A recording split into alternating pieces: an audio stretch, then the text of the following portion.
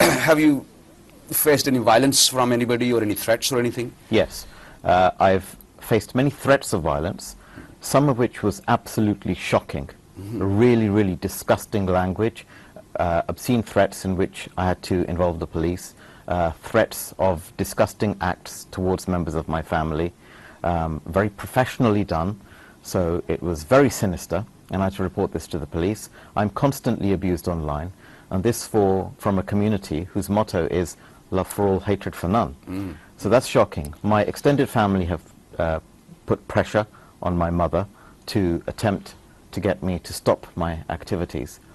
And this has obviously been upsetting, because I don't want my mother to be upset. No. I don't want her to be disturbed. Sure. And she has been fine. So it is very upsetting that this has happened.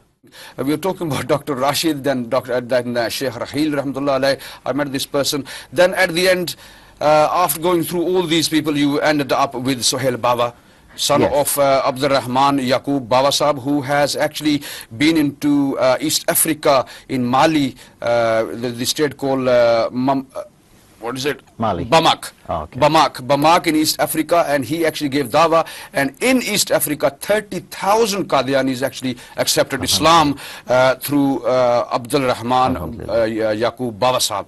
What do you know about them, about the Bawa family? Well, what happened was that Sheikh Rahil advised me to make my reversion public, because I reverted privately, and I spoke to him after advice from Dr. Rashid.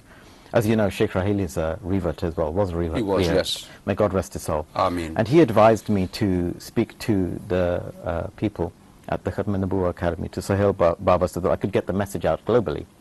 Because the risk I ran was that the Ahmadis would say that I'd been kicked out. And what I did was I preempted that.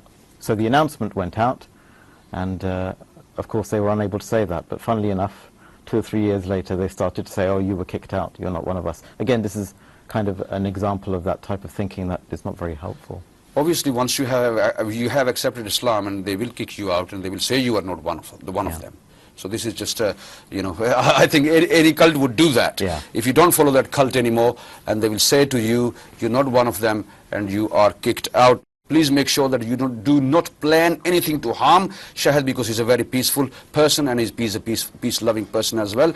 All you need to do is have a peaceful word with him, inshallah, and he will make you understand what is happening and what his real message is.